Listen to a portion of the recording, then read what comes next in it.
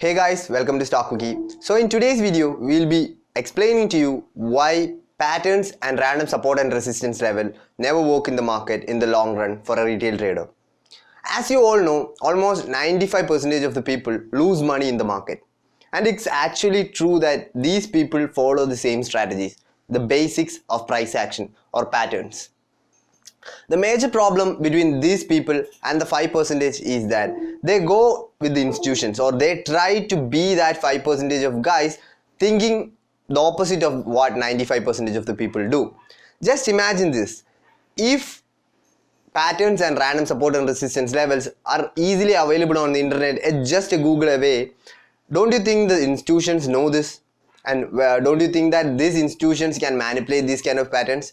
Yes, of course they do manipulate, and I know that you guys also know about fake outs in breakouts as well, right? So if there is manipulation happening in the market, almost every academy that teaches you to trade say that how to avoid this kind of manipulation, right? How to avoid fake outs, how to avoid this kind of manipulation. For example, they say that you should look into the volume chart to avoid fake outs, so you should look into the candle structures to avoid fake outs. But just think the opposite. Why can't you go with that institution and make money? Why can't you enter on a fake out? Yes, the major problem of trading academies in India and around the globe is that they teach you how to avoid these kind of institutions or go against the institution. Just think like this. Why don't you go with them? So in this video, I just wanted to explain to you guys that institutional price action is way better than the basics of price action, or the basic price action and basic patterns and random support and resistance level. Because when it comes to institutional price action, you know that you as a person, you as a trader know that, okay, I am the small guy in the market and I should follow the institutions to make money, right? So in this video, I'll be showing to you two trades which I personally took, one on SBI and one on JSW Steels. And in these two trades, I'll be showing to you how an institution takes entry, and how you can identify an institutional entry and enter on the same stock. And in that particular stocks like JSW Steel and SBI itself, we will be also showing you retail entries. So when I say retail entries, it would be basic price action. So you will be looking and analyzing the difference between both these price action and both these entries and exits. So let me take you to the screen to make you understand why institutional price action is important for a retail trader to make money in the market. So let's watch the screen. So as I told you, I'll be showing to you two entries, one on SBI and one on JSW Steels. These two entries are taken by me personally, and I wanted to share this with you. So the first entry I'm going to show you is on JSW Steels, and it's on 1 day time frame, and you can see that the stock was forming these kind of a pattern, like the bullish flag pattern, and there was a breakout. As a breakout and after the breakout, you can see a retest, and as a retailer you would have taken the entry here, right? And the maximum you would have holded on to JSW Steel would be on 772.30, and look at the risk reward, and the my stop loss is on the recent swing low. It's a pakka retailer entry, right? So the risk reward, look at the risk reward. We almost got 8%, and the risk reward ratio will be 1:1.5. Okay, so and now look at the second entry. I will be showing you SBI here. So SBI too, a lot of I saw a lot of Instagram pages also sharing this particular trade, and in this too there was a breakout and there was a retest, and as a retailer you would have taken on the breakout itself, but considering you took it on the retest also, you would have got 1:2 trade on this particular trade, right, on SBI. Okay, so these are two retailer entries, and I would like to show you an institutional entry. Okay, so let me show you my entry on JSW Steel. So this was my entry on JSW Steel, and this is the order block area, and there was a breakout. There was a breakout to the downside, and actually it was faked at this particular area. Okay, so I took the entry here.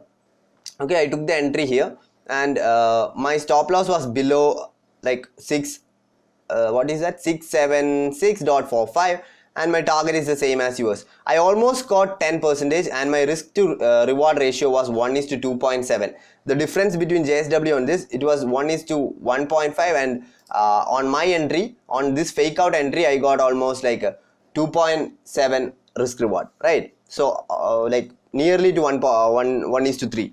Okay, so let me take you to SBI2. SBI2, there was a fake out on SBI as well. You can see that here is a fake out, and on the SBI trade I just holded it for a long time, like 18 days or something. But look at the risk reward on the trade, same 1 day time frame chart, and my trade was on a fake out on the institutional manipulation. I took the entry on an institutional manipulation, and my risk reward ratio is 1:4.7. so from this to this, it's a lot difference in the long run. If you're an experienced pro trader, you would understand this by looking at the chart itself, why my entry is way better than the retailer entry. And I wanted to show you one more thing. As I told you, I said that patterns and random support and resistance level never work in the market properly, right? So for proving that, I will show you something. So this is a chart of Nifty 50. So I'm gonna hide the chart. Okay, I'm gonna hide the chart, and I'm gonna just draw some random support and resistance levels in the market. Okay, so we'll just draw some random lines on the chart, like it's just random. I'm doing it live, right? So I have drawn the random lines, and you can just look into this. Okay, so look at the chart. Okay, in the chart itself you can see that the lines are respected perfectly. Okay, the lines are respected perfectly. See the retest here. Look at this, there is a breakout. See the multiple levels, the chart is respected really well wherever you look at. Okay, so if you go into the backward data too, see here, see every area is respected perfectly. Okay, look at this. So by this, what you should understand is that if you draw random lines on the market or random lines on the chart, it's gonna be respected by every area. Okay, why is that so? Look into the trading view chart. Okay, just see this. There is a 1 second chart, 5 second chart, 15-second chart, 1 minute chart. So by that, what should you understand as a retailer? Every second there is trading happening in the market. Okay, every single second there is buying and selling happening in the market. So if you place any lines or if you draw any lines in the market, it's gonna be respected by price, because every second there is trading happening. The volume of trades are massive. Okay, so you drawing random support and resistance levels never work in the market. If you want to really understand support and resistance, if you want to know which are the valid support and resistance, you should not be just drawing random supports and resistance level in the market, looking into a higher time frame and putting that as your target. Instead of that, you should go from that to market structures.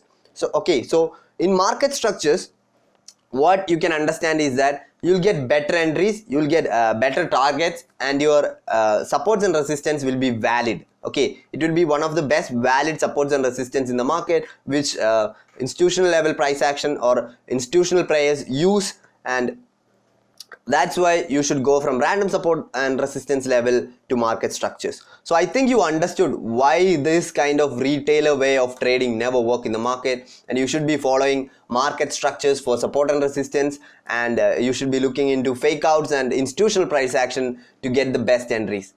If you really like this video, if you think this is an informative video, please do subscribe to the channel and click the bell icon so that you get future notifications on our institutional price action content. So that's it guys, we'll catch up in the next one.